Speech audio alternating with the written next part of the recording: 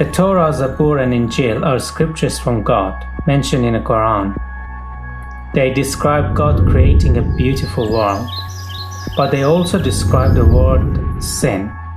It's much more than simply doing wrong things by mistake. It's thinking wrongly, caused by a rebellious attitude of disbelief at the heart of everyone's being. From God's perspective, sin is serious because He is absolutely holy. Every human being is guilty and deserves judgment. But God showed one unique way for mankind how to deal with it.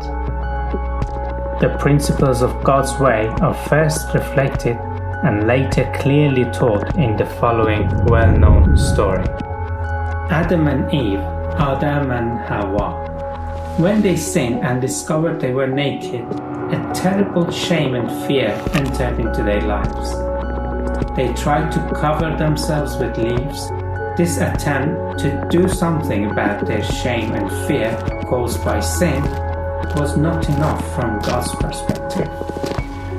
God gave them garments of animal skin, pointing to the first sacrifice that deals with the devastating result of sin.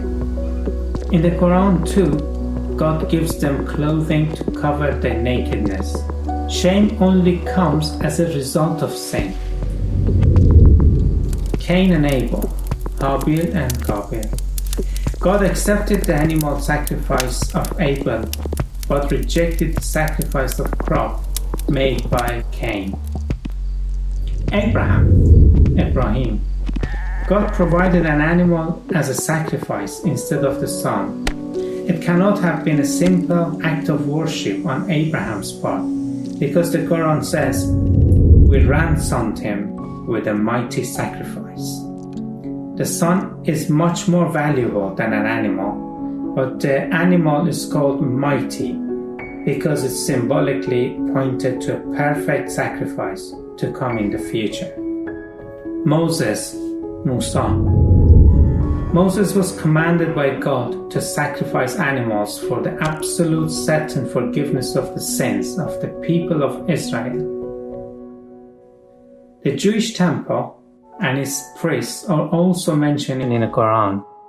Daily sacrifices of animals for the forgiveness of sins were central to the Torah. There is no covering of shame without the shedding of blood, for the life of a creature is in the blood, and I have given it to you to make atonement for yourselves on the altar. It is the blood that makes atonement for one's life. Jesus.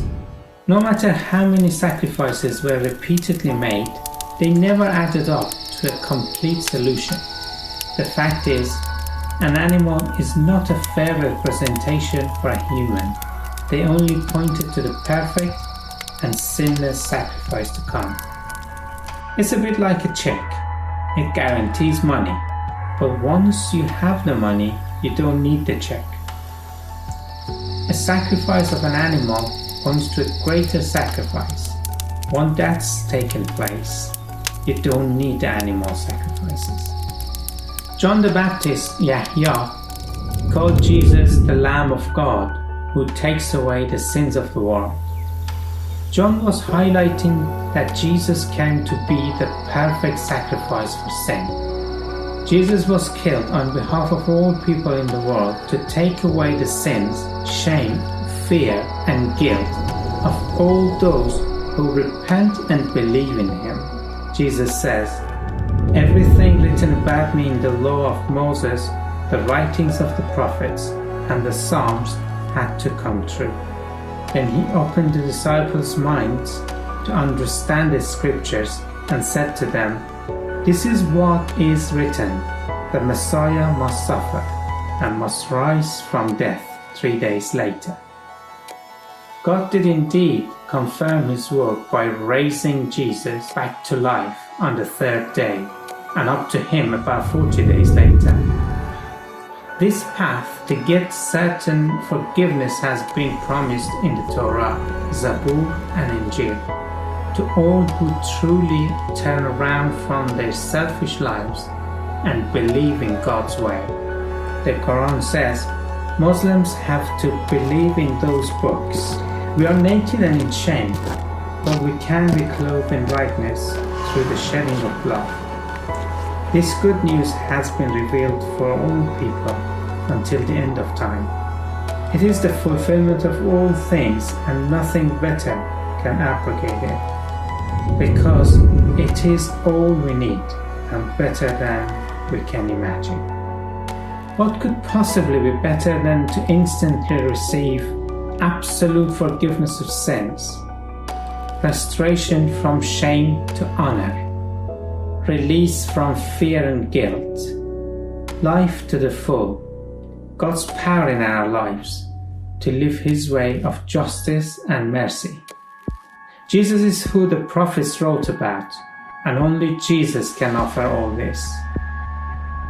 Will you trust Him, the true and perfect sacrifice,